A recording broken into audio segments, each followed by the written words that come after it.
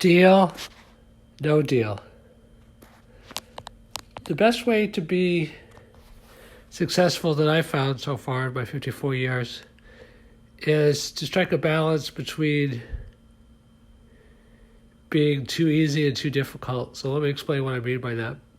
So some people are like always getting taken advantage of. They say that if you don't know who and I don't like this kind of terminology. I mean, not terminology, but conceptualization. If you don't know who the patsy is at the table, then it's you.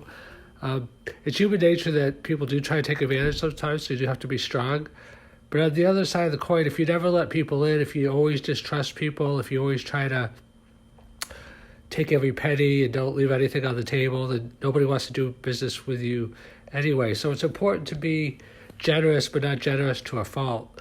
And I want to talk a little bit about what gives rise to the spirit. So if you look at the people that mistrust everyone, it's from a feeling of not having enough. It's from a feeling of a lack of security, a lack of confidence.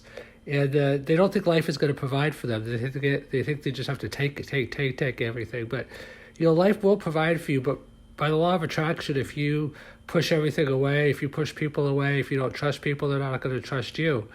And if you feel like you have to chase everything, like the feeling of desperation, the energy of that when someone is trying to sell you. People don't want to be sold. They want to buy because it has value, but they don't want to be sold. So that's one end of the equation. And the other end of the equation is people that just have no self-confidence, so they feel like they have to be people pleasers. I have one person that used to be in my life quite a bit who was such a people pleaser, who's ingratiating. It's like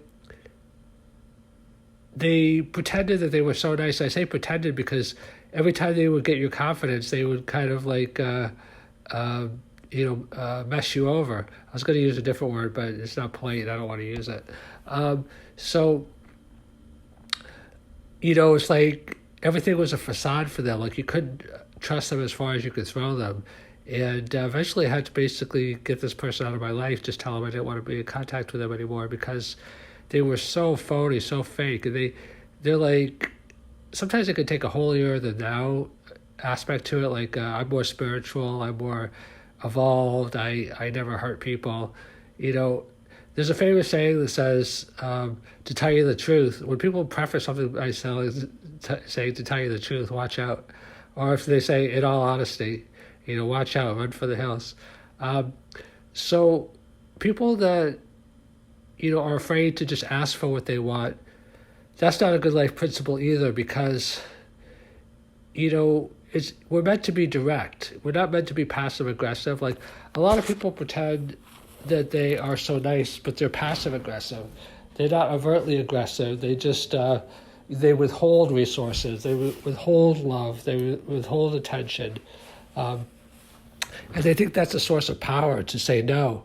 I mean, I do have a chapter in one of my books about the power of no, but you cannot use no all the time, otherwise it loses its effectiveness. No is only powerful in the context of yes. Like if you have a relationship where it's a give and take, and sometimes you say yes and sometimes you say no, then no is powerful because it respects your boundaries. But if you're addicted to no, then no loses its power because after a while I just don't want to deal with you because I get tired of all the no's. So deal, no deal, to me, and I think there's a famous show perhaps that has that title. I'm not sure exactly where I heard it before.